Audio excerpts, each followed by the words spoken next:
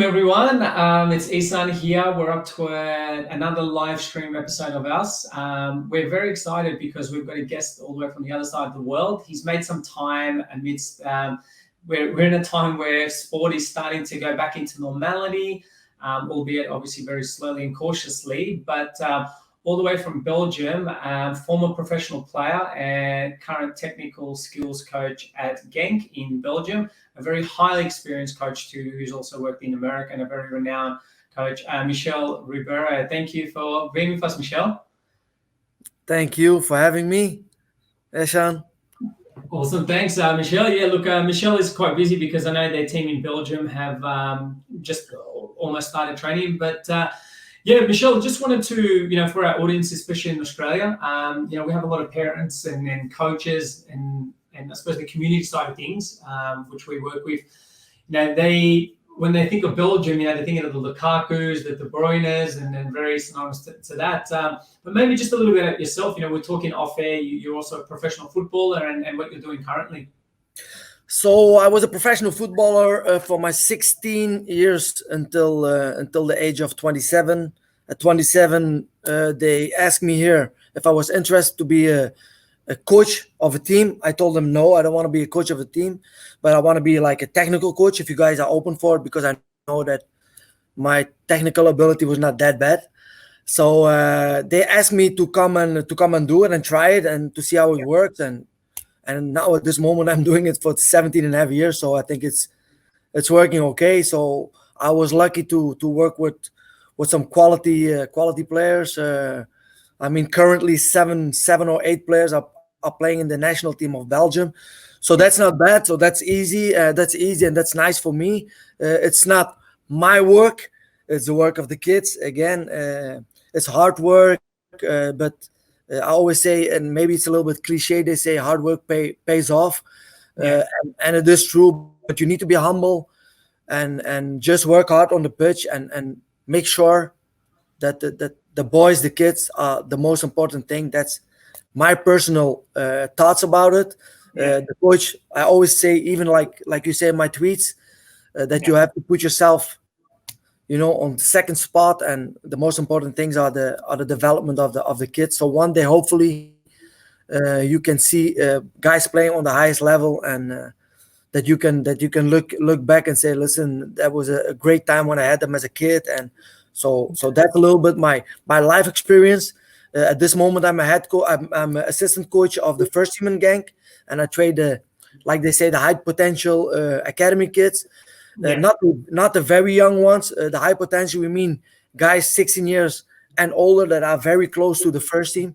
So I would train with them like once a week on specific things to close the gap faster between the first team and those kids. Yeah, and on that point, Michel, as you mentioned, you're working closely with those high potential kids. In Australia, we have different phases. We probably classify them in a high performance stage. Yeah. What is it, day to day, your role? Because in Australia, we tend to have, obviously, the structure is a first team assistant coach, and maybe the resources we don't have as much as Europe. But you're right. So first of all, the club where I work, it's not me, it's him, not him, it's us. It's the whole club that work for one objective, is to produce professional players for the first team, and hopefully coming from the academy. I think that because I always hear grassroots, it's not only in Australia and United States. Grassroots, you have all over the place. You have all over the place. You will have fantastic coaches in very small clubs that are maybe even better coaches than maybe we have, and other teams got in like people say elite teams, big clubs. So that's all the same. Of course, it's all up to the difference. It's a lot of times it's the quality of the kids you work with in the grassroots. Because I see a lot of coaches that want to go from. They see Pep Guardiola play with Man City, and they are grassroots coaches, and they want to try to put stuff from there in the grassroots. So you need to be a little bit realistic and think, okay, we are at this level, and we try to bring those kids up to the next level. by Yeah. working hard, by doing a lot of sessions where you really see that the kids are improving and you as coach are improving, you know. So Yeah. we here in Genk, of course, they can say it's easy working because we have talented players, a lot of talented players, but it Yeah. stays the same. For me, it stays the same. Mm. With just talent, it's not enough. If you let them just be a talent, they will never make it anyway. So you need to improve, even in the elite. Like we say, you need to see the kids improve like weekly, daily. So it's basically the same, but just on a little higher level. Yeah. It's, you talk about that. We need to prove in a daily environment, in a habit. We need to keep going and going. Belgium, for some people, obviously did quite well in the late 80s, I think, and sort of early 90s. But where has this come from? You talked about with Gary Canine in the Modern Soccer Coach podcast about culture, and the Yeah. importance of culture. From your upbringing and involvement in football in Belgium, what are some of the key successful components, especially in the last 5 years, for the national team? Yeah, I think it's giving chances at an early age to youth Mm, to own Belgium kids to playing in first teams. You mm, know, at a young age, at the age like Kevin, 17 years old, Thibaut Courtois, 16 years old, for example, to already put them in that environment to play already against against good level players. In Belgium, because Belgium it's a difficult league. mm. It's not just about the culture. Everybody always talk about Brazil, Argentina, but don't forget those are countries that you have a lot of favelas, a lot of poor people, Mm, so they have nothing else than the streets. mm, They have nothing else in the streets. In Belgium, it changed. A lot of things changed now, but in the past, I mean, I was a street kid. I was the whole day on the street. That was mm, normal. I think mm, Hazard, De Bruyne, they were all on the streets, playing on the streets. mm. That changed. That changed, and the culture is that I think in Belgium was the one giving opportunities to very young kids. For example, 17, 16, 18 years old kids. That's in other countries. If you're 20, 21, 22, or 23, you're still a young kid. Yeah, Yeah, here in Belgium, if you're 18, you're a man. You're a yeah, man. So you need to be there. So I think that's the culture. They fight for it. The kids are born to be players. They want to be successful, football players.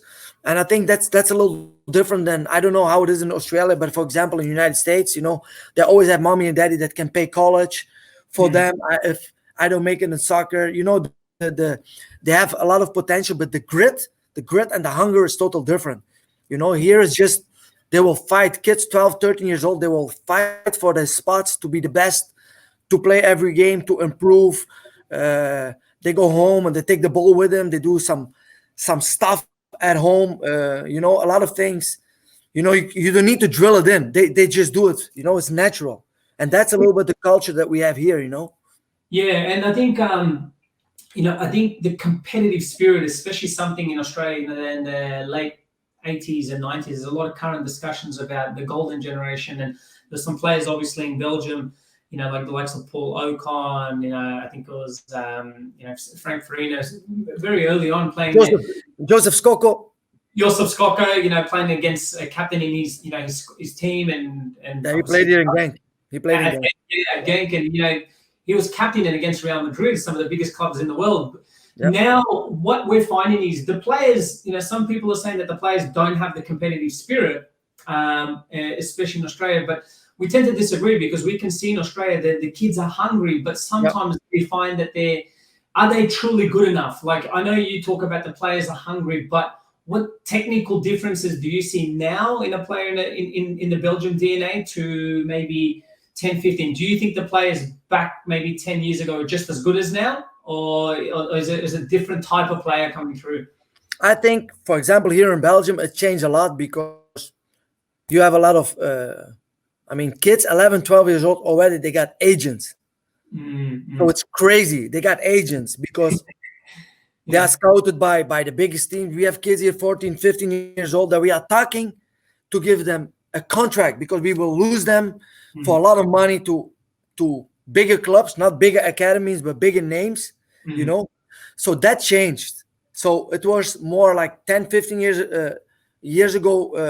Kevin De Bruyne was killing here in the first team already at the age of 17, and he didn't have a big contract. Yeah. Now kids at the age of 15, they ask for Yeah. crazy money with the agents, because otherwise they will say, okay, yeah, then we will go to Real Madrid, but they don't think about the future. They don't think, okay, I go to Real Madrid, it's a big name, the academy is okay, it's not top for me, and they don't have almost a chance to play in the first team. So what happened with those guys, they go and play back in smaller clubs after a few years, and they were more patient at that time. A little more patient, they were like, okay, good, I want to go to this level, and then from this level I will make the jump to the next level. And now we see that in Belgium, talking in Belgium, it changed a lot, with all the agents, and it's a business. It's crazy. I mean, it's very crazy. It's commercialized. If you look at there was a podcast about players from France and even England. They're coming from quite areas with a lot of adversity. I think majority of the French national team, the Le Bleu team, is from the Paris region, right? Yeah. And we talk about street football, organized play, and what so on. But can you maybe run us through and give us a picture of a 6-year-old child in Belgium, and are they playing social soccer where it's not to register for a team, or they register for a team? What is that? Because I think a lot of people, especially Australia, we're talking about street football, but the modern street football, we don't comprehend and visualize, because not everyone can go to Europe and see what it really is. Yeah, so one, I want to say a street footballer is not a soccer player. It's not, a street footballer, it's not that he 100% will be a soccer player. Yeah. Because street football is the early age, at a very early age, to go on the streets and to have fun with your friends. But here, the moment that parents see that the kid, that he loves to play football at the age of 5, 6, even 4 years old, they register him to a team because they want him to have fun with other kids, because it changed a lot. It's just not able to play on the streets in every corner, because everything is dangerous now. Cars are driving faster, only like in Brussels, like even here in Genk, we have some areas where they still play a lot of street football, with immigrant kids. But all the parents that see that the kid can play football, that he got something, they register him. They let him play. But I don't know how it is in Australia. For example, in United States, you have to pay sometimes $5,000 a year to let your kid play. And here in Belgium, it's $250 a year, and they give you gear, so it's fun for the kids. They have 2-3 training sessions a week. They play a game on Sunday. So it just roll into it, and it's easy. It's easy. Then from there on, of course, we in Genk, we are always looking for the players that are too good to play, like we call grassroots. If a kid is too good to play in a team because he's dribbling all the time, 5 players and scoring 15 goals, you need to challenge the kid. You need a challenge. It's not that he go to an elite club and that he don't have fun anymore. That's all the culture of the club. Here in Genk, we take a kid that is very good at the age of 6, 7, and we will never promise the parents that he will become a professional football player. We just want to give them the chance to try to play at a higher level, but with the same fun. The club never will put some pressure. Of course, at the older ages, is something different, because you can only have 20 kids, a team, so the best will survive. And it's a business. It's crazy, but it's a business. I don't like it, but that's just the way it is at the moment. Because if you don't do it, other 100 clubs will do it. So we try to take the best players. We don't steal the best players, but if we see a very good kid that we say, okay, listen, that kid is just too good to play here, of course, we will never push it. One, if the kid, I had kids in the past at the age of 7, 8 that we saw, and he was fantastic in the environment in grassroots. He was fantastic, and we invited him to come and train with us, and the kid was crying. I told the mom and dad, listen, take the kid back home. He's not ready for it. Just let him have fun. And then maybe in 1 or 2 years, we will keep following him. Maybe then he's ready and we will bring him back. And if he feels comfortable and good, and we like him and the kid loves to be in Genk, then we will take it. But we will never say to a kid or to parents, you need to come. That's your last chance. I mean, that's our way of work. Yeah. If you like to play, Very good message. that I mean, that's we will never push it. We will never push it. And we also have some. We work together with some grassroots teams, and we talk about everything. We invite coaches to come and see the way we work, so they can go and try to do the same at their level, but not with the speed of play that we do with our kids. But because that's just impossible to do it with kids with a lower level. Some coaches, they want to do it, but it's just not possible. I mean, you can say whatever you want, but you cannot. It's not possible for you to play a system and to try to do everything that Guardiola do with Man City. I think you hit the nail on the head, because you talked about the environment. That very good example. You talked about the child who came to your club and you gave them really good advice to continue to enjoy it. And I think it's very reflective of a good environment you guys have. How long is it's very important in Australia, because the season the grassroots starts usually in April and finishes in August. So it runs for 16 weeks, really, 16 weeks, and maybe 1 to 2 times a week they train. This is not for the elite. The elite probably does, I think, around 32 weeks a year. Yeah. How much does your grassroots do, and then the kids that maybe come to Genk? What sort of time frame? So the grassroots here, they got the same competition. I mean, the same amount of almost games as us. So we start in beginning of August, and we finish at the end of May, included with big tournaments and everything. But so it's the same for the grassroots, except we will train with the under 7 3 times, and they will train 1 or 2 times. We will train with the under 9 4 times. They will train 2 or 3 times. We will train with the under 14 5 times. They will train 3 times. We will train with the under 16 up 6 times a week and a game, and they will train 3 times. But the league, it's not the same league, the same teams, but the amount of games, it's the same, except we in Genk at the elite level, we play big tournaments because they invite us to England to play Real Madrid, Chelsea. We play youth league with our kids with the under 17, so that's a little more. But the amount of games, the amount of months that grassroots kids play, it's exactly the same as the elite. That's a very good ecosystem you have, because the gap between the elite of such and the non-elite, it's very small, and it casts the net wide. And something we definitely, especially in Australia. And another thing, Esham, sorry to interrupt you. Another thing that for me is very important for you guys maybe to know, if we take a kid of the age of 7 from grassroots team or whatever, we always give him 2 years for sure. It's not that we after 1 year we tell the kid, okay, you're out of the academy. We will always give him 2 years, and of course, if the kid don't like it, they're always free to go. They are always free to go. So I think that's also a very important thing that I forgot to tell you, is that it will never be pushed. We will always give them 2 years, a minimum of 2 years, to see how he goes with the level, how he feels as a kid. Does he enjoy it? Does he like to play in Genk or not? Does he feel pressure or not? So that's fantastic, and for us that's almost 3 years, because we have shorter seasons, so 3-4 years.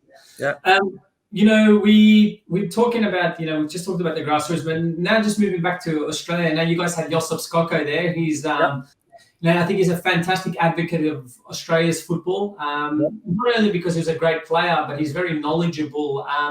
What's the legacy that he has left there, and the players that are now coming through? What's the perception of you guys in Belgium of Australian players now coming into the system? I think now for example, an Australian player will almost be always an example for everybody. Hardworking, very polite. You will almost never have a problem with an Australian player. Because they got a very good culture. It's basically a little bit like the American culture. Very polite, very good, always hardworking. And if you talk about Skoko here, everybody, it's not that Skoko was here De Bruyne, but Skoko left. I mean, Yeah. he left his name. If you talk to the fans, everybody knows Skoko, because Joseph, he was here. He showed the fans the good heart, the good philosophy of play, the way he played. He adapted fast to the club and the way we play. So he left a very, very, very good impression. But overall, for the Australian, like now Vukovic, it's the same. Vuko is fantastic. It's a fantastic guy. He's the captain. I mean, he was injured now for a couple of months, but he's in the locker room. He's very important for the players. Very humble. Even at the age of 35, we got maybe half of the team. It's 21. Oh, even more. It's younger than 21 years old, 22 years old. But he will never be the guy that will kill the kids. He's always polite with them. He will push them up. So that's fantastic. I mean, the Australian player is an example how it's supposed to be. But the other thing is that, of course, the technical ability and the rest of the kids in Belgium. I mean, the people in Belgium is just, I mean, it's just a step higher than overall the Australian. Yeah. It's I'm laughing about it because it's something we've always been known as the physical and the personality wise good players. When you put your scout hat on and you're let's just say you're in a tournament and you're looking at an 8, 9, or maybe even a 10-year-old. We have 4 core skills in Australia, the skill acquisition phase, right? Running with the ball, striking the ball, running with the ball, striking the ball, 1v1, and first touch. So these are the 4 key skills that we pass on in our coaches' education model. And we have some fantastic coach educators in Australia. I think some of the best in the world. But we have a little challenge where their everyday parent or the volunteer doesn't know what technical skills to teach the child. Usually the first thing they want to teach is kicking the ball. If you're looking and you're passing your expertise and you're looking at what skills I'm going to look like on a microscope to identify in a child, and not so much the attitude, the mentality, what are the cool key skills that you're looking at when you look to break down in that 8, 9, 10-year-old talented child? For me, I'm always looking for the details. Always details. There are always little details that some people don't see, Sometimes a kid he got a very good intention to pass a ball. I mean, with a good speed and between 3 players, and his teammate don't understand that ball. So for a lot of scouts or coaches, they see it as a bad ball. But it's not a bad ball. Maybe the kid is just a little further in his head than the other kids. But the coach don't see it, and the scouts don't see it. We look at what the kids do with the ball, what he decide to do with the ball. Is he smart the way he plays? Can he dribble? I mean, it's not just you got 4. I think we got 8 or 10. It's not that if I see a kid fighting on a pitch and he dribble 5 players, he score, and he got some potential, and then he go in a 1v1 duel and he pushes another kid or he hit the other kid. For me, it's not that I will I will cut him. A lot of coaches say, no, he got a bad mentality. I will never do that. I will never do that, because in a kid of 7, 8, 9 years old, you don't know what's going on in his head. Maybe he's frustrated about things that's going on in his house. And he put it on the pitch. So it's a lot of details. Like you say, first touch. For me, at the age of 7, 8, 9, 10, you see some kids that are special, that got an unbelievable first touch. You see kids that can dribble a lot. I got a very bad first touch, but at a young age, I think it's workable. You can still improve on all those facets. If you are 16, 17, 18, and you don't improve on your first touch, then you will have a problem with only, like we say, dribbling. Because for me, the first touch is maybe the most important thing that you need to have and to become a professional football player. So we look at a lot of details. Ishan, it's not just 4. We look at ideas that the kid got, his work ethic. Does he love to play football or not? All those little details. We look at that. It need to be. I don't need to be, but we look at a little bit a total package that a kid that he potentially will get one day, that he still don't got, but potentially he will get it one day. And it's Yeah. always for us. It's not a gamble, like a lot of people say. They gamble on those kids. No, for us it's not a gamble.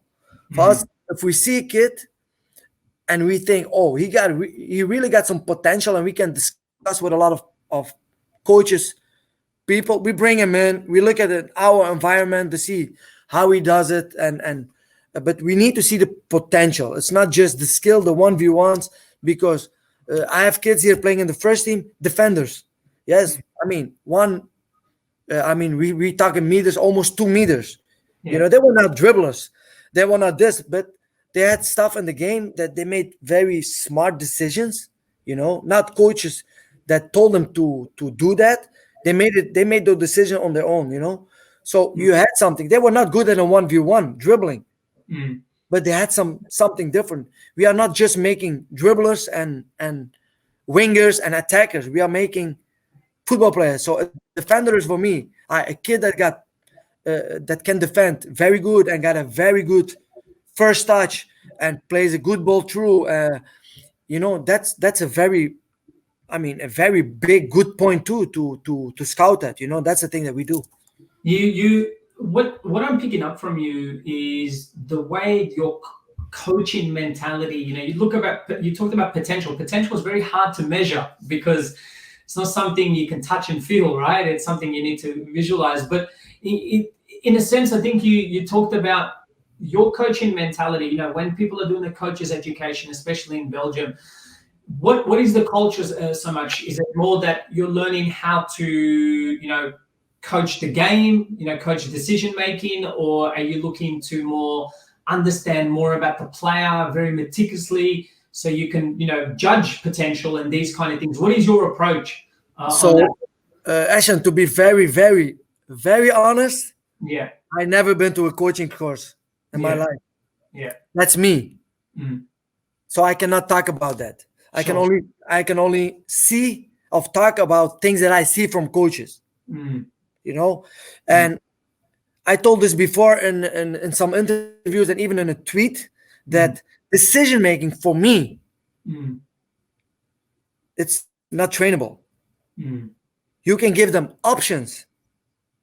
They will decide. The player's gonna decide what they do. We can give them options. We can tell them in a session, maybe this option was better. Because in the game, he will decide anyway what he's going to do, and we will be too late as coaches. So decision making, I think, is very difficult. You can see decision making, you can see it, but to train it, I think they need to change the word decision making to giving options. You can teach them and show them options, and they will decide in the game what to do. That's right. Because the moment that the kid receives the ball in a game, he's not waiting for you to tell him what to do. That's right. And I think it's so fascinating. You're very honest, and we appreciate.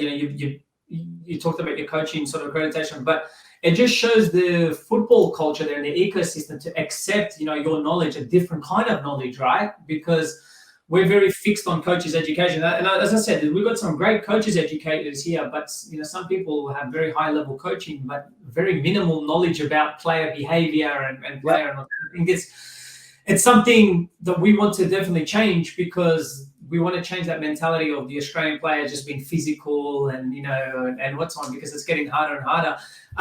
Just now touching upon your journey in Sporting Kansas, I think it was Sporting Kansas in America, because USA and Australia are very similar with the multi-sports and what's on.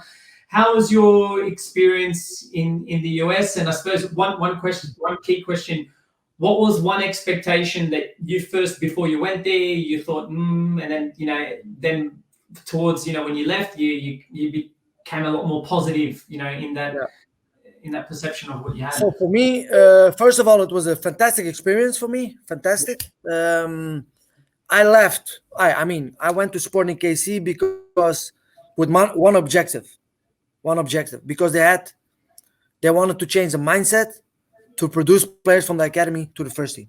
Yeah. to give kids chances to the first team.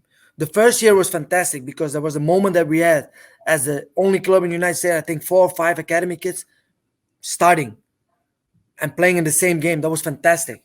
With kids 17 years old, 18 years old, and they showed that they can do it. That was my objective. I had a very, very good relationship with the academy. We changed a lot because I think I helped. It was not me, but I helped to bring in a lot of stuff that we did, and then we still do in Genk, with little details, doing position specific at the older ages, a lot of technical work with the younger ages, implementing technical things in the sessions of team sessions. So, and you saw the improvement was immense. That we just start, going upward. We had a fantastic staff. Everybody was pulling on the same throat. You know what I mean? It was not, I want to do this, I will play this system, I want to do this. No, it was all the same. We all played the same system, all the same kids. The kids knew what to do. We had our philosophy, and everybody helped in that, and that was easy working. That was fantastic working. A thing that I changed that I saw in the United States was that it was very the football was very aggressive in the sense of mentality. They wanted to go. It was physical, very physical. So we did it. We showed a good mix of physical, but also technical and modern football. Yeah. With Kansas. So we also took him, I think after 1.5 years, we took the Academy of the Year award. That was fantastic for us. It was fantastic.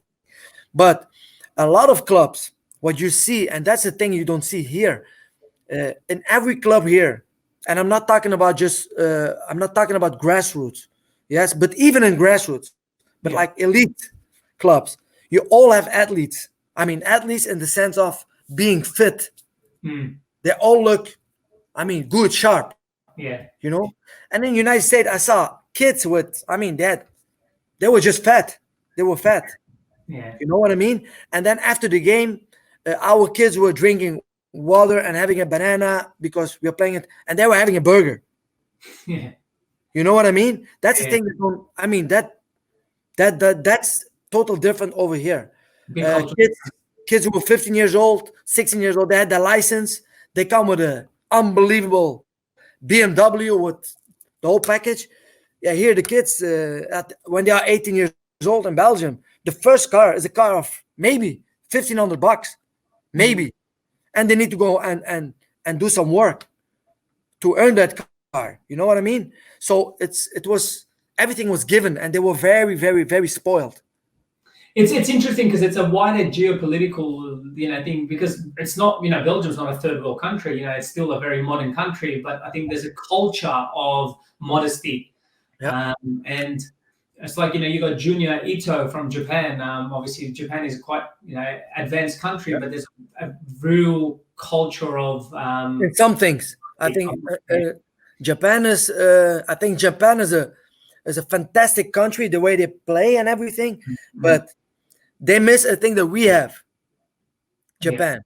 They don't have. They are too humble. Yeah.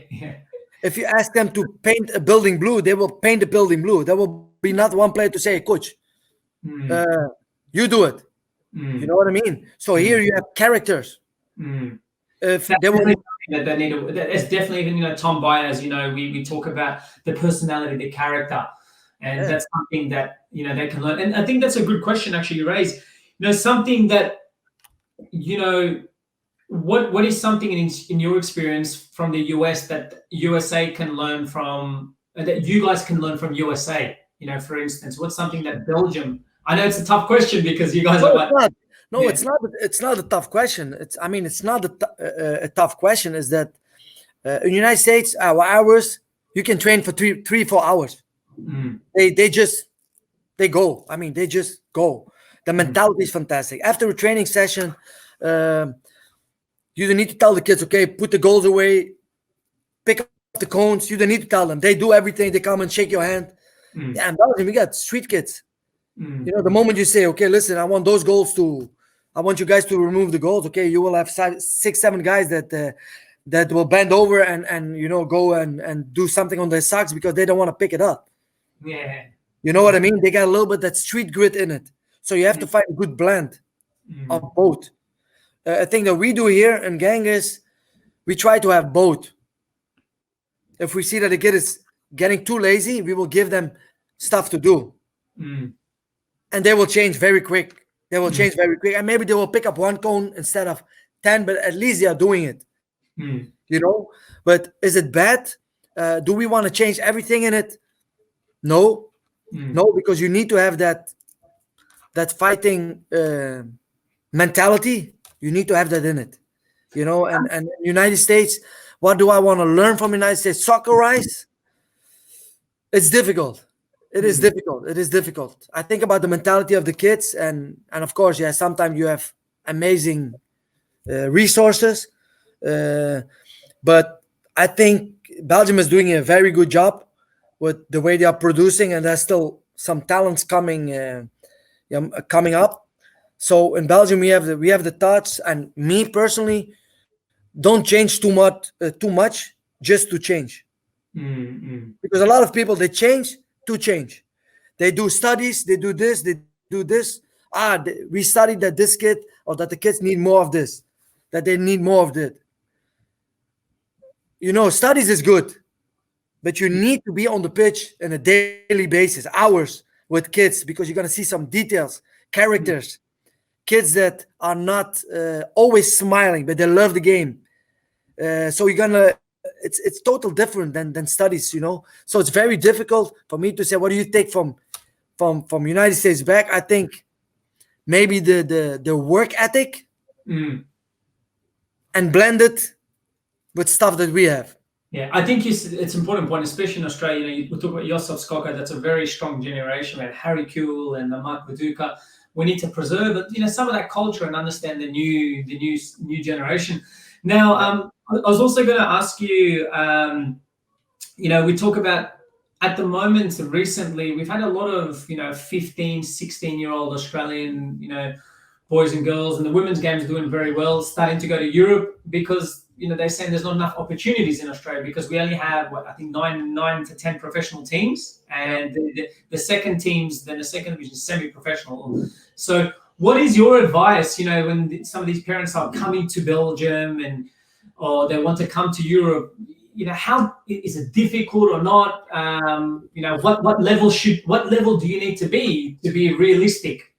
So for me, if a kid come from Australia, for example, to Genk, he need to be top. I mean, at that moment, he need to be top, because we have enough very good ones, and we will choose for our kids first because we develop them. We know what we have. And we will never take a kid from Australia if we are hesitating, in the sense of, he will have a difficult period, because you're going to take a kid away from his environment, Australia. He come to another environment. He need to adapt. And of course, there will be the pressure for him to show how good he is. So it's not that easy just to bring a kid in from Australia. Also for the parents, because, Eshan, you know how it is. I got daily 100 mails from people from all over the world. They got the new Messi, they got the new Ronaldo.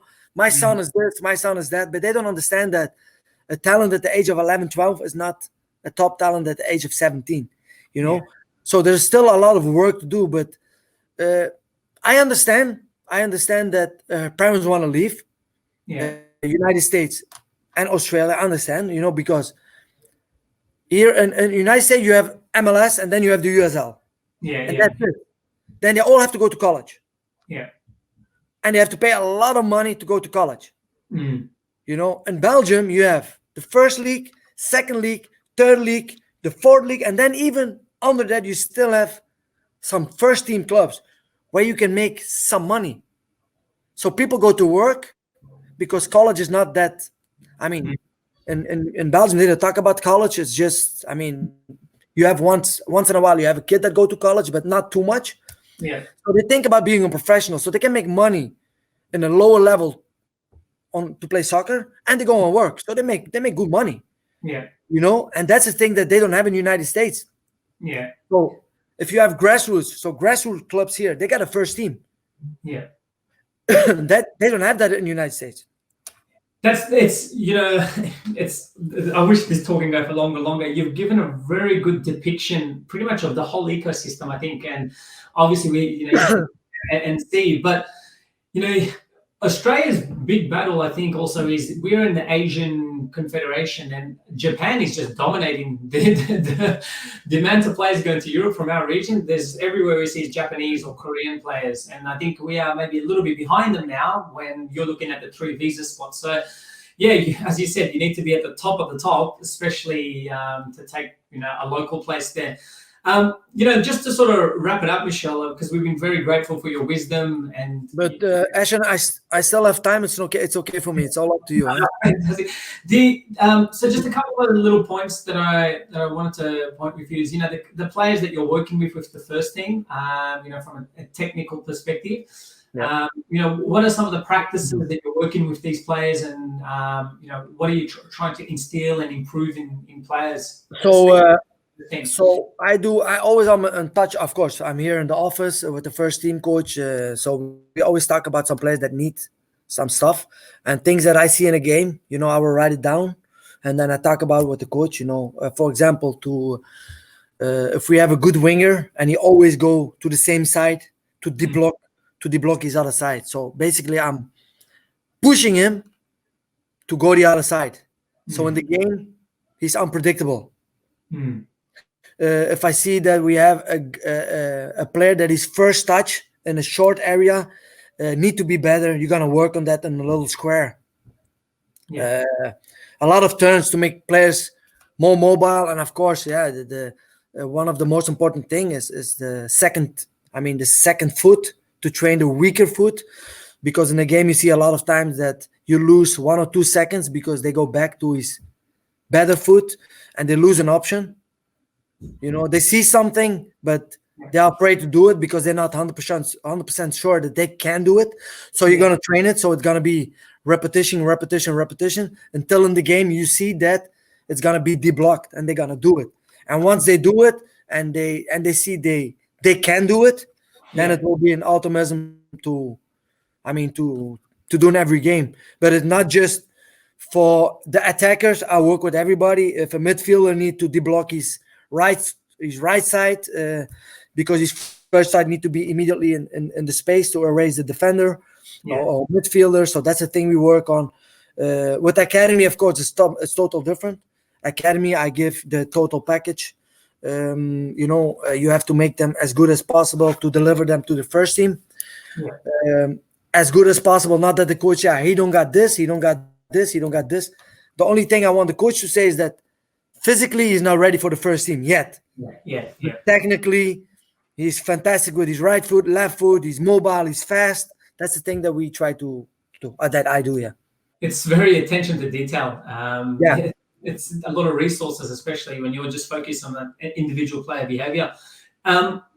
We also talked about the emergence of talent, especially in the teenage years. At the 15, 16, 17, 18, they're playing first team. What is the typical loading, especially of a teenage player, at 15, 16, how hard are you guys training them, and how much always hard. Always hard. Always you need to squeeze everything out of it. That's simple, because a game is 19 plus minutes. So you need to go. It's not that you say after 30 minutes, okay, now we're gonna, of course you will have training sessions that we see that the kids are getting tired. Okay, then you step a little back, but you always need to go as good as possible, as clean as possible, because that's for me the most important thing. It need to be as clean as possible. Don't just train to train. Don't just be impatient as the coach. If I'm training, I'm doing a technical session. I always work in a mirror form. I work, like, for example, 30 minutes. I go to this side where they use both feet. I always start with the weaker foot of the player, because 90% of the players are right-footed. So we always start where we touch the ball the most with the left foot. Because we know with the right foot, the most players can do that. So we start with the left foot in combination with both feet. But I do mirror form. But the thing is that don't be impatient. So if it don't work, Don't just stop and say, okay, good, let's go to the other side because it's gonna get better. Be patient as a coach. Just keep doing it, and don't just say, okay, listen, you like some coach I see some games, and a kid, he wants to score a goal to strike with his weaker foot, and he hit the ground. And I hear coach, no, why don't you just hit it with your right foot and it was a goal? No, why? Just let him make mistakes with his left foot. Because if you don't coach that, he will never do it anymore. It's going to be the fault of the coach that the kid will not make it one day. Because if you have to go and play in a higher level, they will say, this is not good, this is not good. It's not the kid. It's the coach that he had, the previous coaches that he had. They didn't work enough on those details. Yeah. And well, in terms of, you also talk about the actual player behaviors, the systems, the actual systems, that the kids that are coming through. I'm talking about the tactics, especially at as I said, the 12, 13, 14. How important is the tactical knowledge of the game then? Or are you guys still or is it more still individual player based there? How much focus is given to tactics and systems in those ages? We give basically like 65 to 70% to the individual, but in a team. And tactics for us is easy because we have one system. And for us, that system is holy in the academy. So we start with the age of 5-6 years old to play 3v3, 5v5, 8v8, and then we go to 11v11. So it's already from the small ones, it's not tactics, but it is tactics. So you don't need to drill and go and tell the kid, if he go, you need to do this. No, let them play. But while they're playing, give them some tactical things, but not in the mind of the kid. It's just they think, the coach are helping me. They don't know that is tactics. You know what I mean? But you're already working on tactics. But if you're gonna tell the kids too much, no, today we're gonna work on tactics, then you are just adapting, already thinking about your opponent. The tactics is every training session we try to do sessions that are in our model of play. This is our tactic. And while they are playing, while they are training, while they are playing games on the training session, small games, bigger games, it's all tactics because you need to talk to the guys what to do. But we don't go inside and we put a board for 2 hours and tell the kids, you need to do this, you need to do this, you need to do this because this is going to happen. No, PowerPoints are fantastic. But, Ashton, if you go on the pitch, you can have a beautiful PowerPoint with all arrows and squares and everything. If one player is not that smart, the whole PowerPoint is gone. If you play against a kid against your opponent and he got one player that is just fantastic, you can do whatever you want. He's going to hurt you. Of course, you need to have a basic. Of course, you need to have an idea the way to play, and it need to be organized. It need to be good because you're developing guys to play one day in a tactic of a first team. So you are working on tactics, but don't just. The kids don't want to sit. The kids don't want to sit 2 hours and listen to a coach talking about tactics. They want to go outside and play. I love how you talked about from the age of 6, 3v3, 5v5, 8v8. It's just flowing very naturally, and the kids don't really even see too much of the coach in a way. Obviously, a little bit of information, as you said, but it's just a perfect system. It feels like it's a Barcelona kind of, everyone let them sort of play. But the thing is, what I'd love to do one day, I've been to Europe and seen places, but not so much Belgium, but just to watch an under-6 grassroots 3v3 game, right? And that would be phenomenal to watch, especially. Yeah, but Ashan, for me, it's crazy to hear that, because a lot of people, I see so many discussions and tweets and about 2v2, 3v3, 5v5. People make a way too big deal out of it. Yeah. They make it so big. It's almost like they say when you play 2v2 or 3v3, that's the perfect way to do it. Yeah, that's not true. That's not true. Let them play 2v2, 3v3, 4v4, 5v5, 6v6, everything. Let them play everything. 4v3, 2v2, 2v1. They can do everything. They will learn from everything. That's you true. know. And people, they're always talking, oh no, Belgium is good because they play 2v2. Yeah, that's bullshit. Because De Bruyne and those guys, they never play 2v2. They always played 5v5 in our academy. I love that. 8v8. And so it's I'm not saying it's bad. No. But everything is good. I love to play with all the kids 5v5 at a young age. The more kids you have, the more players you can produce. The more players they can dribble. The more, like you say, decisions they need to make, because there are a lot of lags on the pitch. So they need to be smart to get away from the. If you play 2v2, a kid can dribble his opponent 100 times, score 20 goals. Yeah. So I hope you don't mind me, like, the bit where you talked about Kevin De Bruyne, playing, it wasn't 2v2, it's all bullshit. I love that, because a lot of people, especially, can read something or tweet something and see it and basically think, oh, wow, well, Belgium is doing 2v2, we need to do 2v2, right? And my point was, my point is, I'd love to come. All good, Ashton. Again, sorry for interrupting. That's right. Kevin maybe played 2v2, but not in our academy. Yeah. I mean, they're all saying this happened over there, this happened over there. You know what it is, Ashton? So I am telling you for 100% sure. Yeah. So the next World Cup,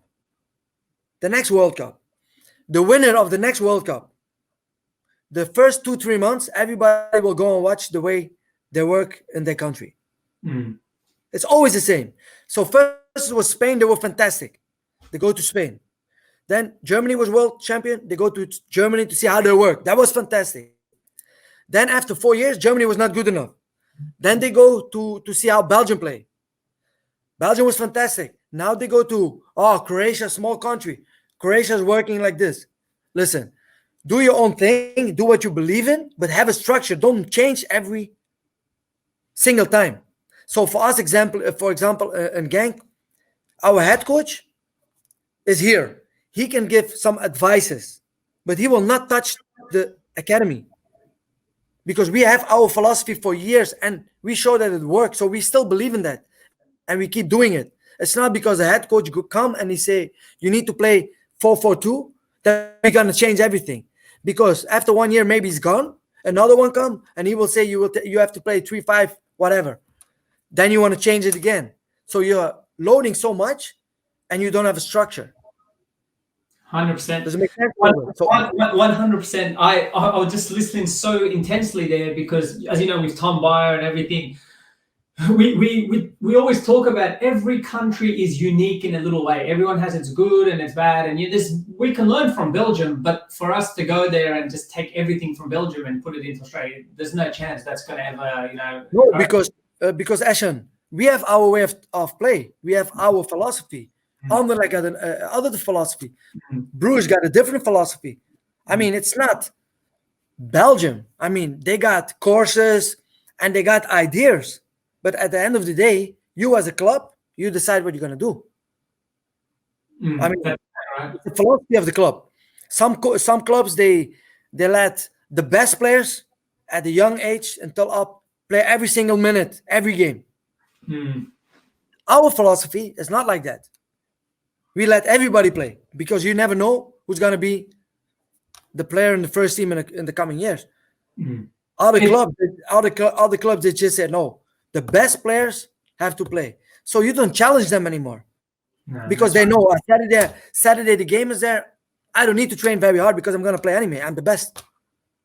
And this is not what we do. So, and the thing is, the Belgian national team is such a diverse, obviously multicultural national team, and you just talked about, Genk is, different down the road to all the other professional clubs, and everyone else is different and different philosophies. I think that's the beauty of your culture, especially in Belgium, that it's so diverse, and, everyone does their own. It's very, free thinking, and it lets people, eventually get to what they want. But no, Michel, I think this has been an awesome conversation with you. I think, especially for our Australian audience, you've given us a very good depiction and visualized what football is like to, in Belgium, right from the grassroots to the elite and the professional level. And I think everyone out there, guys, please comment and share and let us know what you thought of today. I highly recommend everyone to follow Michel on Twitter, Instagram.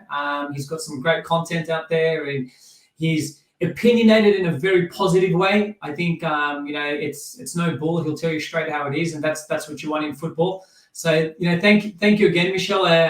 Would love to engage with you. If you're in Australia and we're in Europe, but it's been very refreshing, to hear, especially what it is like in Belgium from someone who's in the system, has played as a player, has been a professional, rather than probably listening to other people's opinions. So thank you, Michel, again, and we'll be in contact.